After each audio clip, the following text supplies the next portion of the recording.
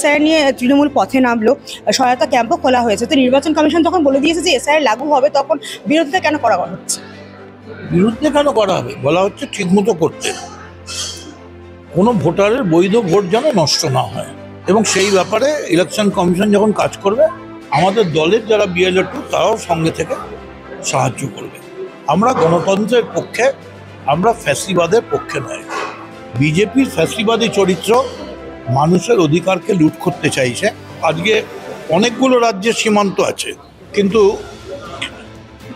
যা কিছু হারায় গিন্নি বলেন কেষ্টা বেটাইছো, সব ছেড়ে পশ্চিমবঙ্গকে ধরে। তার কারণ এখানে মমতা ব্যানার্জি আছে।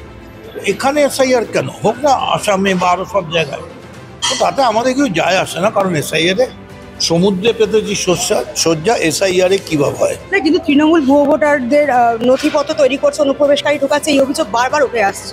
অনুপ্রবেশকারী তো তৃণমূলের হাতে তো আর বর্ডার নেই, বর্ডার তো আছে কেন্দ্রীয় সরকারের হাতে। তাহলে কেন্দ্রীয় সরকারই বোধহয় পয়সা টয়সা নিয়ে তারা বর্ডার দিয়ে ঢোকাচ্ছে। তাহলে নিজেদের বিরুদ্ধে নিজে কেস করুক না। কতটা স্বচ্ছ হবে এবার ভোট? বলছে 1 কোটি ভোটারের নাম এবার বাদ যাবে, ভুয়ো ভোটার। শুভেন্দু অধিকারী বলছে।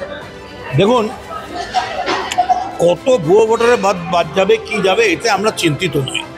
আমরা চিন্তিত প্রকৃত যারা ভোটার তাদের যেন একজনেরও নাম বাদ না যায়। তার জন্যে যতদূর লড়তে হয় আইনগতভাবে, গণতান্ত্রিকভাবে তৃণমূল কংগ্রেস, মমতা ব্যানার্জি, অভিষেক ব্যানার্জির নেতৃত্বে লড়বে। এসআইআর নিয়ে মানুষ বিভ্রান্ত, তাদেরকে কি বলবেন? মানুষ বিভ্রান্ত নয়, মানুষ সতর্ক, এবং মানুষ আধার কার্ড, এপিক কার্ড, ভোটার কার্ডটাকে আঁকড়ে ধরে রেখেছে, কাউকে দেবে না।